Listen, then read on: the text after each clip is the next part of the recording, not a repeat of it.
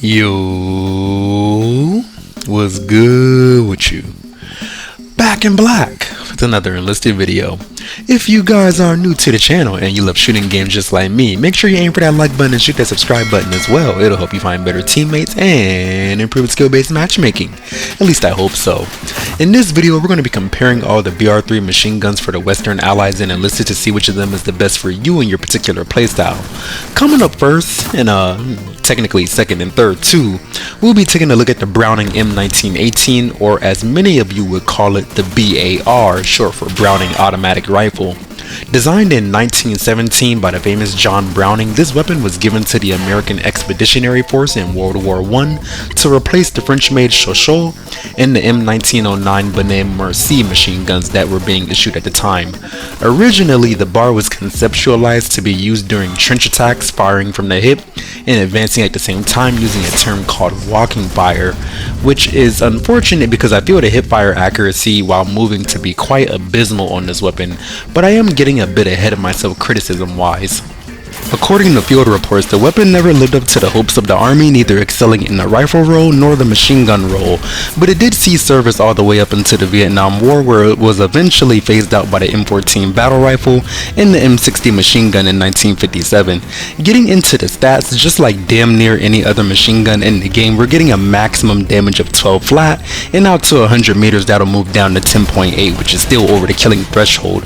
So as long as you can get on and stay on target, enemies will drop like the chances of artillery at the beginning of a match, basically guaranteed.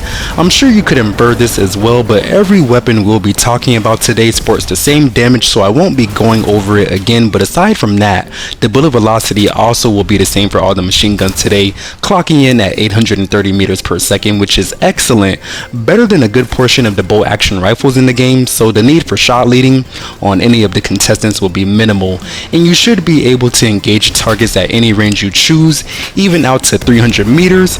It'll only take one extra bullet, and I doubt that even snipers are fighting at anything beyond 150 to 200 meters. Don't beat me up, but the rate of fire for all the machine guns we're talking about today is also going to be the same throughout, coming in at 600 rounds per minute. There is one caveat, but we're not quite there yet in the video, so do hang on for one moment.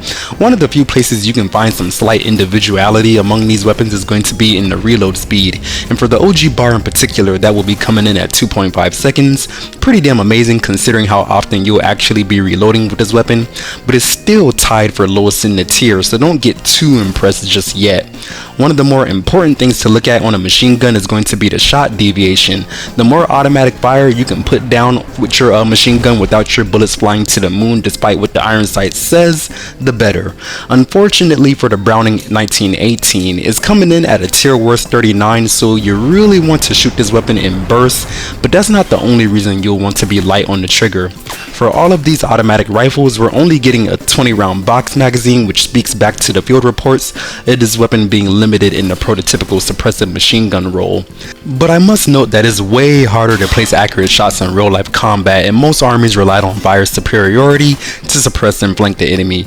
In this game, there isn't any kind of suppression mechanics, so it wouldn't really matter anyways. Just hit your shots. Speaking of hitting your shots, we're getting a standard recoil control percentage at 10%, so you'll have to use some thumb control to stay on target with this weapon. Vertical recoil is coming in at 41, which is worse than the tier, and the horizontal recoil is tied across all three bars, coming in at 15. But I will say it's not as bad as it may seem unless you're going full auto with the entire clip. Neat thing about vertical recoil is that you basically only have to preemptively pull down on the stick, basically like you're anticipating the recoil, and it shouldn't be that hard to manage. The gun doesn't seem to move much in terms of like left or right recoil, but I wouldn't necessarily recommend going full auto with all 20 of your bullets unless the squad is standing right in front of you like you see in the clip right now. Something that's not reported in the game stats, but I can definitely feel it, there is a severe bullet dispersion penalty when you walk and shoot at the same time with this weapon, which is kinda contradictory to the intended use or concept when the weapon was designed, funnily enough, with the whole walking fire thing. But I guess in terms of the, game design, they don't necessarily want the weapon to be too good unless you're like stationary or mounted up. That's always recommended. Or you could also put the weapon in semi-auto mode if you find the recoil too hard to control, or you want to make more efficient use of your limited magazine. Oh, and don't forget your vertical recoil control perks. Something that's super cool about the BARs in particular, all of the variants, is that we get a very cool 75% sprint factor, whereas most machine guns only get 50%. So all of the options today are good for the mobile-minded player, and in the grand scheme, you guys all should be, particularly on offense. Last couple of things to touch on for the original Browning automatic rifle is going to be that it has the best in tier weight at 7.3 kilograms, which means the stamina drain, which is very precious on machine guns in general, won't be drained as fast. Do not underestimate how important stamina is. It also contributes exactly to how steady your aim is with machine guns, and again, the more bullets you can hit with this, the better.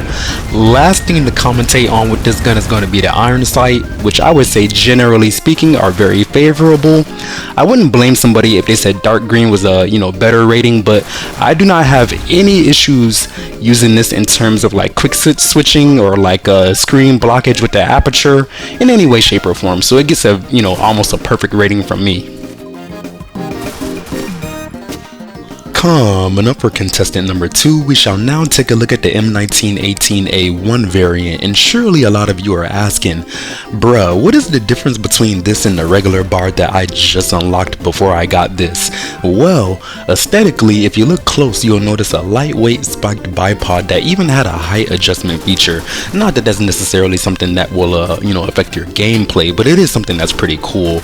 And something else that's not necessarily as pronounced, but the developers did a really good job modeling into the game, was the hinged steel butt plate. Both of these additions were approved on June 24th, 1937, and of course was intended to increase the weapon's overall effectiveness and controllability. This was a convenient timing for an upgrade indeed, because in 1938 the BAR became standard issue in the US Army. Just to refresh your memory again, the damage, bullet velocity, and the rate of fire are congruent across the board. Even the reload speed on the A1 variant is tied for a tier worst 2.5 seconds again, but I generally, like I said, wouldn't consider that to be a horrible amount of time to be out of commission, especially considering how you get a 20 round box magazine for your reloading in general. I am happy to report that the theme of better accuracy and controllability is something that is thankfully translated into the game, because when you look at the shot deviation, that is a smidge better at 38, and although the recoil control percentage is the same, which is kind of a bummer, the vertical recoil stat is moving down to a much better 38 instead of 41, which is middle of the pack, and like I said, the horizontal recoil stays the same at 15. Ironically, in my testing, I found that this one had a little bit more horizontal pull despite the stat being the same, but it could have just been the randomization of the particular burst that I shot in the moment during my testing at the time. But it is something that you guys can literally see on the screen for yourself, so that being said, it is something that I wanted you guys to be wary of. Something else that most would probably overlook is the fact that this weapon is heavier at a tied for tier worst 8.8 kilograms. Basically expect a greater and faster drain on your stamina bar, which is again one of those important things to pay attention to for machine gunners in particular. There isn't much to add about the iron sights, considering that they are actually they're literally identical, but in my humble opinion, I think the main draw of the M1918A1 variant is for the more defensively minded player, or players who really enjoy mounting up, and for those who have a lot of investment in the stamina perk, generally speaking. But overall though, or kind of like in a nutshell, I guess the grand scheme difference between the regular bar and the A1 variant should be pretty much minimal, if damn near unnoticeable, but not that it's not better than the regular one.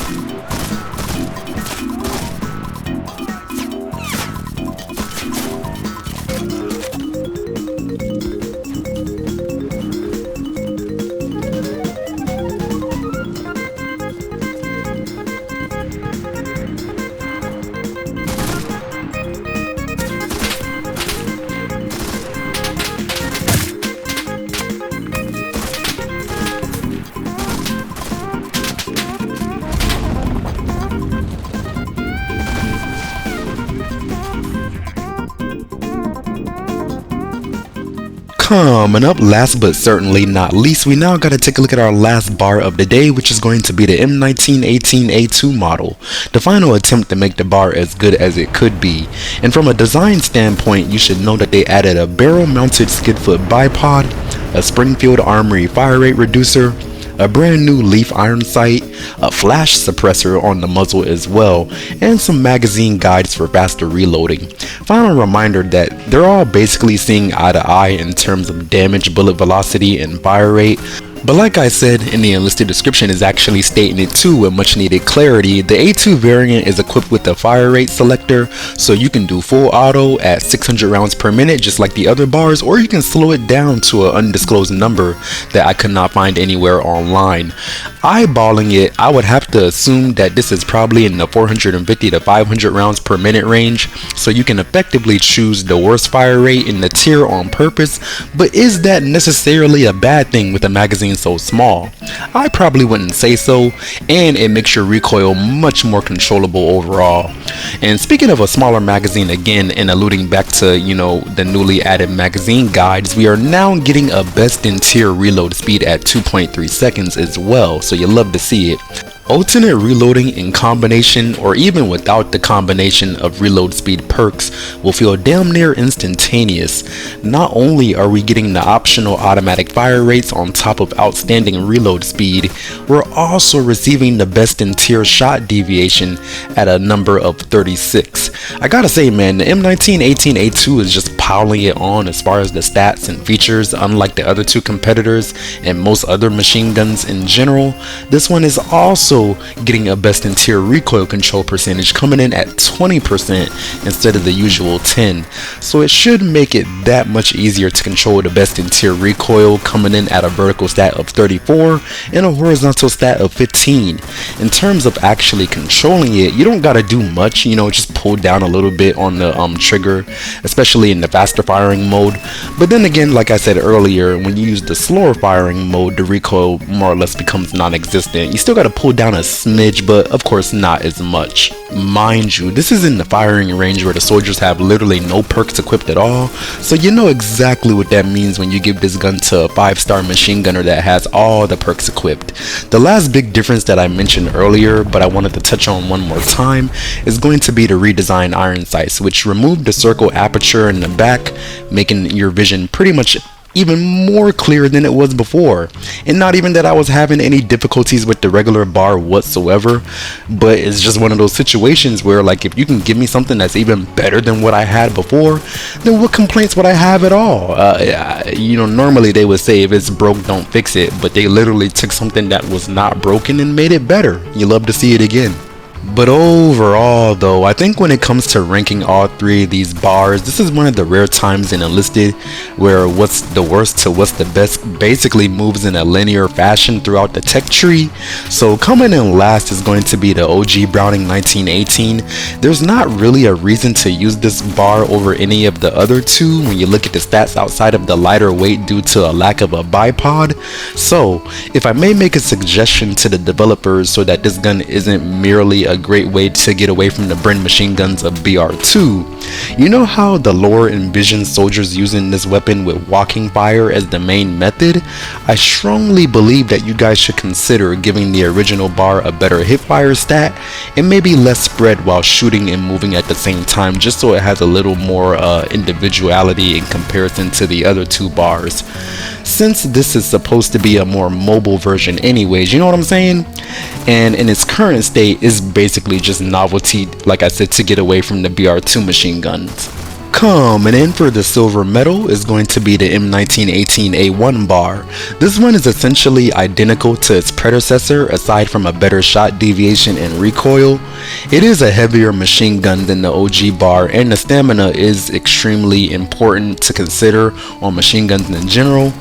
But basically, to combat that, I would just tell somebody to equip some stamina perks on your soldier, and essentially you overcome the only con that is presented when you go from the regular bar to the A1 model. So with all that being said, one could easily surmise that the one that's going to be coming in first place is going to be the Browning 1918A2 variant, with a plethora of advantages over the other two bars. coming in with the faster reload, even though it already has an amazing reload with the other two models to begin with.